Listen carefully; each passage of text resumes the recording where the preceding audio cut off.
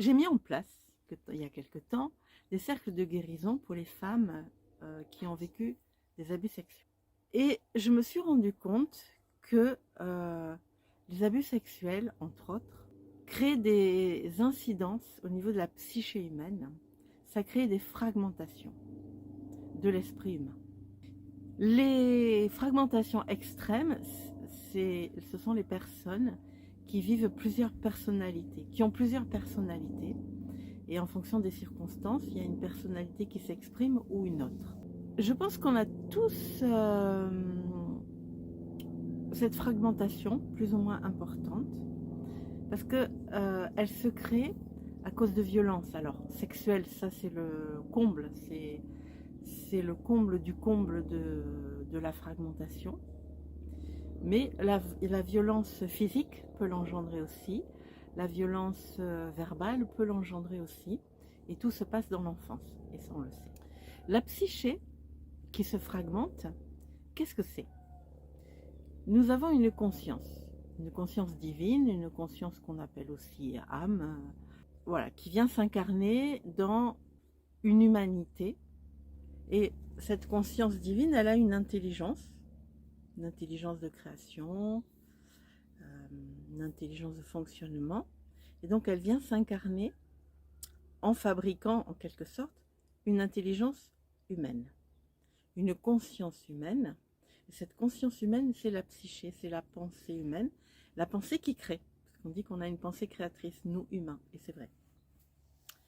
Donc cette psyché, c'est en quelque sorte le vêtement que fabrique la conscience pour vivre une expérience, celle d'un être humain. Lorsque, donc dans notre enfance, nous vivons des situations de violence, ce vêtement, il se déchire. C'est une image pour représenter ce qui se passe. Et donc, cette psyché, elle se fragmente, elle s'est déchirée, elle se fragmente, et elle va s'installer dans des replis de notre conscience humaine, des endroits où elle va se cacher, où elle va se mettre dans le noir, elle va se cacher de la lumière, parce que la lumière c'est la vie, et la vie c'est dangereux.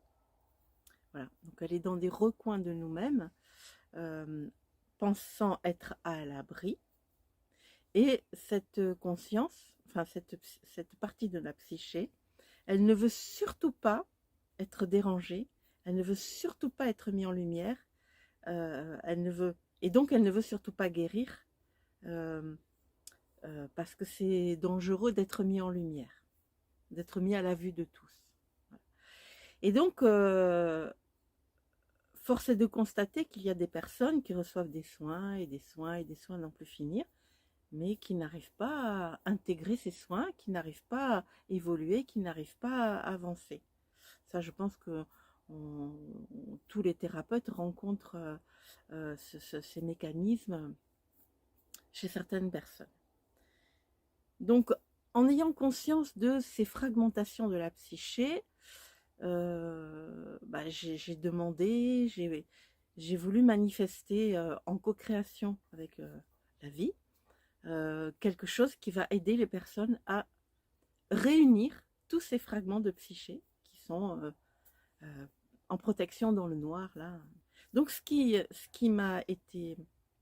venu, c'est un processus de lumière séquencée. C'est ça qui est venu à mon esprit, c'est ça qui m'a été proposé, parce qu'il faut comprendre que nous les humains, nous sommes en train de nous débattre dans ce cercle vicieux là d'ornière de laquelle on a du mal à s'extraire, et que les êtres qui nous accompagnent, ils cherchent des solutions aussi pour nous aider, et donc ils nous proposent des choses. Quelquefois ça marche, quelquefois ça marche un peu, quelquefois ça marche beaucoup, mais quelquefois ça marche pas, et donc sans arrêt il y a un renouvellement des outils, des propositions pour nous accompagner, et qu'on sorte déjà de l'ornière pour pouvoir avancer vers autre chose, une autre façon d'être.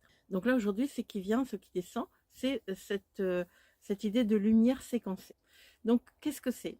C'est comme un laser qui pulse, toc, toc, toc, toc, qui envoie des fréquences de lumière pour faire un décodage en quelque sorte et pour inviter à cette réunification de la psyché. Alors là, en l'occurrence, ce que je propose et que j'offre, c'est ce soin pour permettre à la psyché de se reconstituer, de se réunir, voilà, de se réunir.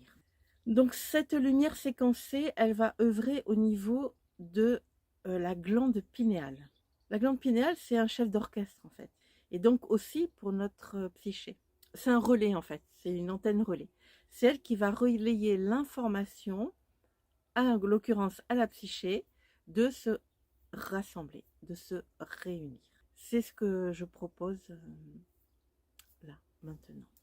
J'ai une question, Isabelle. Est-ce que ce soin fonctionne aussi pour des personnes qui n'ont pas elles-mêmes vécu des abus sexuels ou des violences, mais dont les parents ou les mères ont eu ce...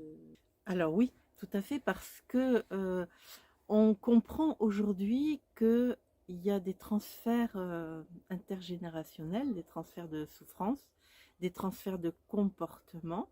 Donc effectivement, on peut très bien naître en ayant engrammé dans notre corps et dans notre psyché ces violences qu'ont subies nos parents, nos grands-parents, et même frères et sœurs aussi. Hein, ça, comme on est tous interconnectés, puisqu'on est tous un, ce que vivent nos proches, même quelquefois en étant adultes, ce que vivent nos proches, mettons on a une sœur qui vit une grande violence, ça peut venir nous impacter et ça peut venir induire une fragmentation de notre psyché, parce que c'est cette violence que l'on constate, elle vient nous interpeller et elle vient nous percuter en fait. Mais la psyché, elle est active dans le... À quel moment en fait? À partir du moment où il y a un âge où elle est construite, ou elle est tout le temps présente dès qu'on est en vie, en fait, même dans le ventre de notre mère? La psyché, elle se construit avec le corps humain. Elle se construit avec l'esprit, parce que la psyché, c'est l'esprit humain. C'est la conscience humaine. C'est la pensée humaine. La pensée, je pense donc je suis. Voilà, c'est ça en fait la psyché. Donc oui, elle se construit au fur et à mesure, parce que ça se passe au niveau du cerveau, elle se construit au fur et à mesure que le cerveau il se construit. Parce que c'est cette intelligence, le cerveau c'est aussi un chef d'orchestre qui vient permettre au corps de se créer, voilà, qui vient apporter le fonctionnement du corps humain. Donc on est avec, quoi. Enfin, Ah oui, ouais. Oui, on est avec. Et donc ça peut impacter aussi l'embryon. Bien sûr, ça peut impacter l'embryon, le fœtus. Et avec ce soin, parce qu'on a l'habitude de vivre avec, est-ce que qu'est-ce que ça provoque chez la personne? Est-ce qu'elle est déstabilisée, ou c'est juste... Enfin, parce que les soins en général, ils sont faits, ils sont adaptés à chaque individu. Et ils reçoivent ce qu'ils ont à recevoir. Pour ce type de soins, c'est assez puissant d'aller chercher des choses que la personne ne veut pas vraiment, mais que la psyché elle-même refuse de voir la lumière. Est-ce que c'est pas trop fort, trop puissant?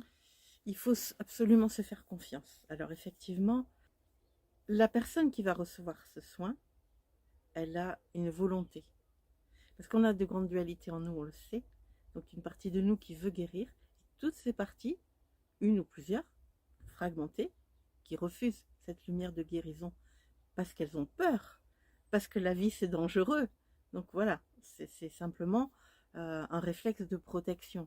La personne avec sa conscience va dire, moi j'ai vraiment envie maintenant, j'en ai assez de souffrir, j'ai vraiment envie de régler mes problèmes, j'ai vraiment envie que ça se transforme. Donc elle va dire, moi je veux recevoir ce soin. Cette lumière qui va être pulsée et qui va être séquencée, elle va venir toucher ces parties qui sont dans l'ombre, qui sont dans le noir, qui sont en protection. Elle va les inviter avec amour. C'est une main qui se tend en fait. Voilà, regarde, cette main, elle est bienveillante.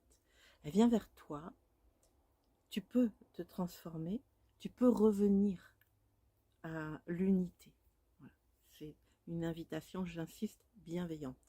Et là, ce fragment de psyché va revenir, en fait, en quelque sorte, va revenir dans le canal de la lumière, à la lumière de notre rayonnement de notre soleil et à la lumière aussi du rayonnement du soleil et du rayonnement de la terre pour recevoir la guérison. Et là, la personne va pouvoir recevoir des soins qui vont fonctionner.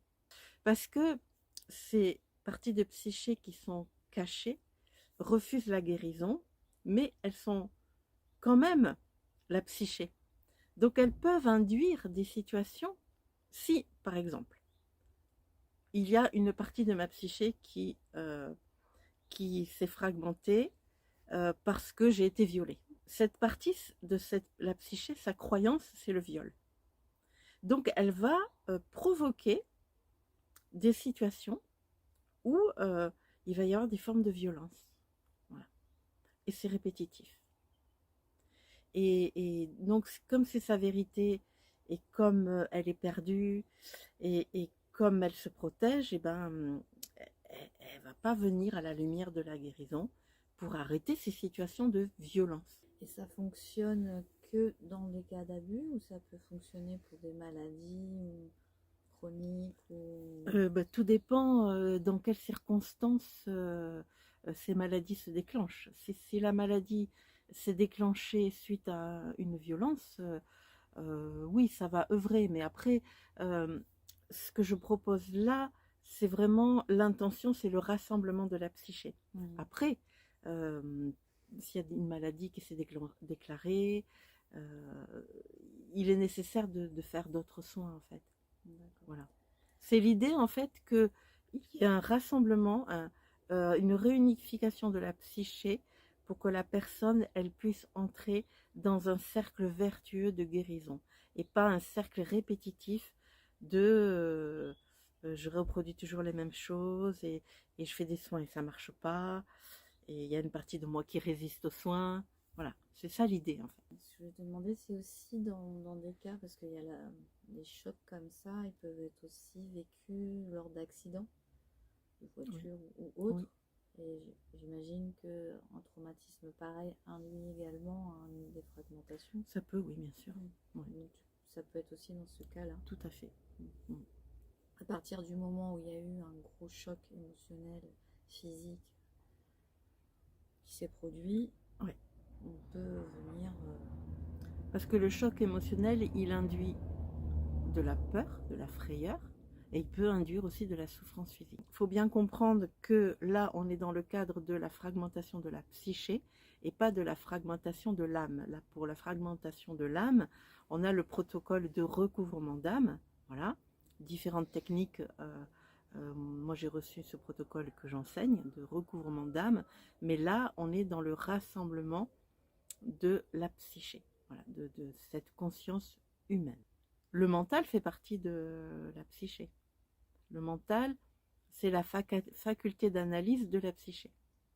Voilà, il fait partie de cette conscience humaine. Je voulais partager ça aussi, que je suis toujours la première à faire l'expérience des nouveautés qui descendent, hein, des nouveaux soins, des nouveaux protocoles. Et donc, je me suis fait cette lumière séquencée sur ma glande pinéale. Et dans la nuit, j'ai rêvé que il y avait une personne, une femme, qui venait me recoudre mon tablier qui était déchiré. Voilà. Donc j'ai regardé la symbolique du tablier, c'est la protection, le tablier. Voilà. Donc ce tablier, il était déchiré, donc quelqu'un était en train de me le recoudre. Voilà. C'est une conséquence de ce soin, et effectivement, on recoud les morceaux, et voilà, et le tablier, il revient dans son intégralité, son unité. Parce que toi-même, tu as subi des violences ou... Oui. C'est pour ça que ça m'a tant impacté de mettre en place ces cercles de guérison pour les femmes ayant vécu des abus sexuels. Voilà, mais je pense on a tous une fragmentation en fait. Voilà. Je pense qu'on est tous concernés. Tous. toutes et tous, parce qu'il ne s'agit pas que des violences sexuelles, il s'agit aussi de toute forme de violence. Les hommes aussi ont subi des violences sexuelles, mais voilà, c'est toute forme de violence. J'ai eu en soin un petit garçon qui, une dizaine d'années, qui se bagarre à l'école et qui dit à sa grand-mère, en fait, c'est une voix dans ma tête qui me dit, il faut que tu fasses du mal, il faut que tu tapes. Ça, on est vraiment dans le cas de la fragmentation de la psyché, en fait. Voilà, donc nous allons œuvrer ensemble, nous allons faire ce soin, voilà, proposer à tout le monde pour la réunification de la psyché. Ouais. Alors, voici le soin de lumière séquencée.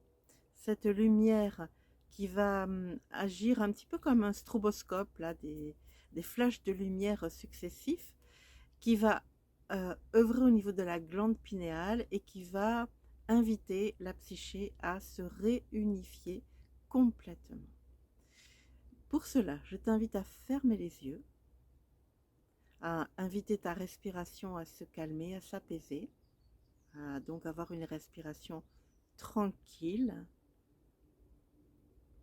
Et puis, tu vas déposer ta conscience dans le cœur pour permettre à cette lumière séquencée d'œuvrer au niveau de ta glande pinéale.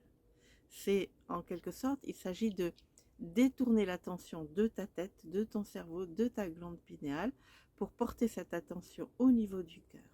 Si tu sens que ton attention, elle revient au niveau de ta tête, tu peux l'amener d'abord à tes pieds et ensuite tu la ramènes dans ton cœur. Et tu laisses faire. Voilà, c'est parti.